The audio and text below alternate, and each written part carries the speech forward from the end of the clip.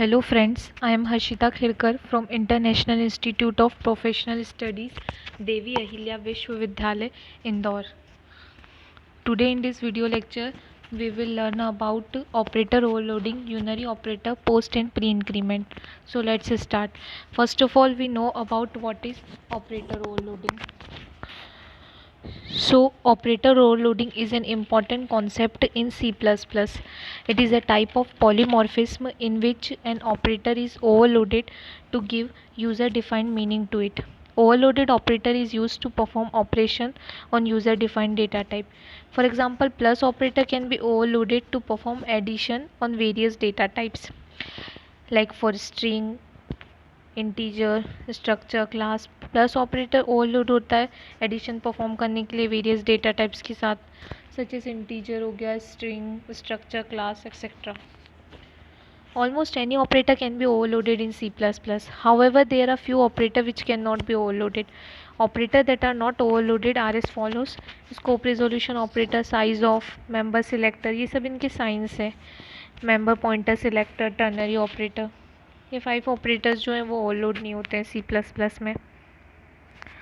सी तो हमें ऑपरेटर्स तो पता है कि क्या होता है. ये जो सिंबल से ये ऑपरेटर्स होते हैं, 2 नंबर को ऐड करने के लिए हम ये प्लस सिंबल का यूज़ करते हैं, ये ऑपरेटर है.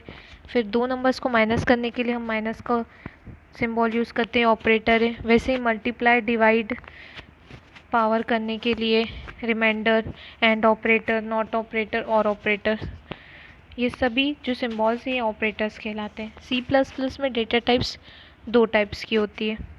हमने ऑपरेटर तो देख लिया है, पर अब हम देखते हैं कि ओवरलोडिंग क्या होती है. ऑपरेटर ओवरलोडिंग 2 वर्ड से बनी होती है, ऑपरेटर और ओवरलोडिंग. तो ऑपरेटर हमने देख लिया है, अब हम देखते हैं कि ओवरलोडिंग कैसे होती है. तो C++ में डेटा टाइप्स 2 प्रकार की होती है, built in data types end user defined data types. तो बिल्ट इन डेटा टाइप्स क्या होती है? बिल्ट इन डेटा टाइप्स वो होती है जिसके बारे में कंप्यूटर को पता नहीं होता है, पता होता है जिसके बारे में और जो कि खुद से हम नहीं बनाते हैं, जो पहले से बनी होती है. और यूज़र डिफाइंड डेटा टाइप्स वो होती है जो स्ट्रक्चर को यूज़ करते हुए, क्लास को यूज़ करते हुए खुद से डिफाइन करते हैं, खुद से एक नई डेटा टाइप बनाते हैं. तो उसे हम यूज़र डिफाइंड डेटा टाइप कहते हैं. अब इनको ओवरलोड क्यों करते हैं? इनको ओवरलोड इसलिए करते हैं क्योंकि बेसिकली प्रॉब्लम ये आती है कि ये जो प्लस का ऑपरेटर है ये इंट के साथ यूज़ हो जाता है, फ्लोट के साथ यूज़ हो जाता है, कैर के साथ यूज़ हो जाता है, स्ट्रिंग, डबल, लॉन्ग, मतलब बिल्ट इन डेटा टाइप्स के साथ यूज़ हो जाता है. वैसे ये माइनस और सारे operators built in data types के साथ यूज़ हो जाते हैं. लेकिन ये जो यूज़र डिफाइंड है, प्रॉब्लम ये आती है कि जो यूज़र डिफाइंड है उस जो खुद आप क्लास बनाते हो, खुद क्लास के डेटा टाइप्स बनाते हो, उनको उनके ऑब्जेक्ट्स को ऐड नहीं कर पाता है. जो हम क्लास के डेटा टाइप्स बनाते हैं वो ऑपरेटर जो है उनको या उनके ऑब्जेक्ट्स को ऐड नहीं कर पाता है. तो मेन प्रॉब्लम यही आती है कि ऐड वहाँ पे हो नहीं पाता है. तो अब हम जानेंगे कि ऐड मतलब बिल्ट इन डेटा टाइप्स के साथ ऑपरेटर्स कैसे काम करते हैं और यूज़र डिफाइंड डेटा टाइप्स के साथ कैसे काम करते हैं. वैसे ये जो माइनस का ऑपरेटर है बिल्ट इन डेटा टाइप के साथ काम कर जाएगा, यूज़र डिफाइंड डेटा टाइप के साथ नहीं काम कर पाएगा.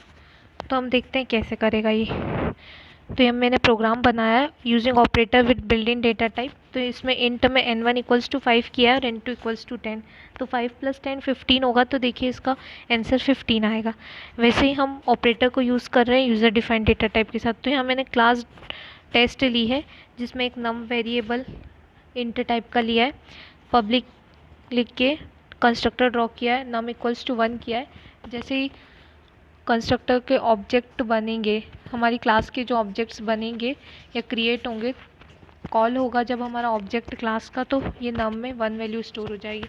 तो फिर नीचे मैंने टेस्ट T1 और T2 किया है. जो हमारी क्लास टेस्ट है उसके 2 ऑब्जेक्ट्स बनाए T1 T2 और सी आउट करके उसे प्लस करवाया T1 + T2.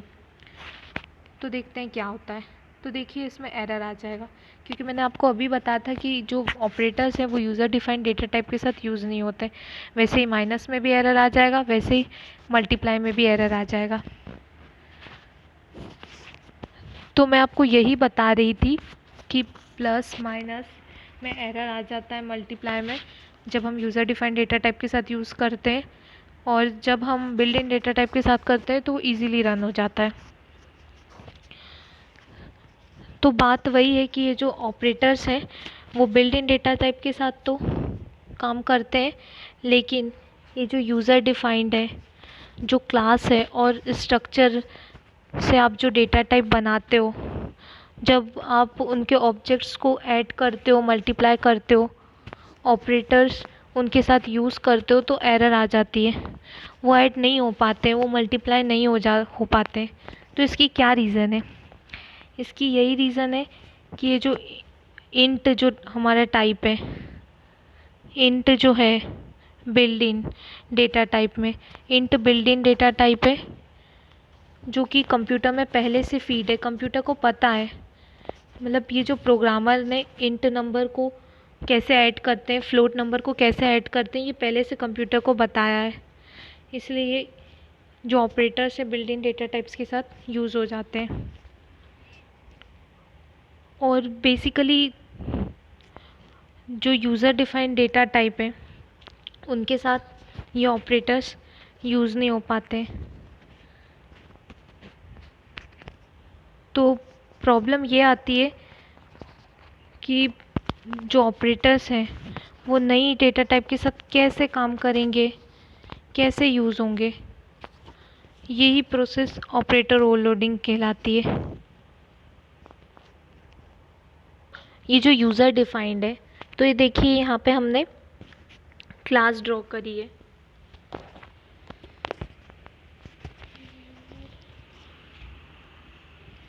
ये हमने क्लास टेस्ट ड्रॉ करी है।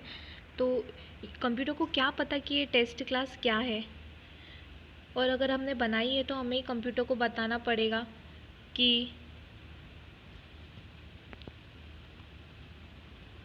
अगर हमने बनाई है तो हमें ही कंप्यूटर को बताना पड़ेगा। तो ये जो हमने क्लास बनाई है, तो ये कंप्यूटर को क्या पता है इसके बारे में?